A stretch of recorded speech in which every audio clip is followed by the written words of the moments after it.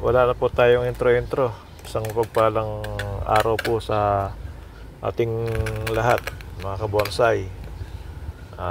Tara, maglinis ulit tayo ng ating binobonsai. Itong binobonsai natin na to, isa lang ating tatanggalin na palapa. Ayan. Bali, linis-linis na lang. Ang paikot. Yung mga dating pinutol na palapa yan eh. Yun nakapaikot na lang na sa baba. Bantang baba na yan. Ayan. Hindi na palapa yan. Sa mga nakapapanood po ng ating video, baka po pwede namang paki-like and subscribe naman dito sa aking munting channel. Kung pwede, tapusin na rin yung video.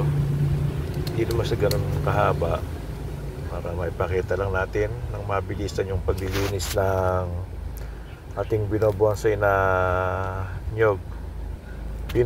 Simple na lang natin, at saka dapat ingatan huwag yung basta na lang lilinisin, slice ng slice, baka masira ang ubod. Salamat.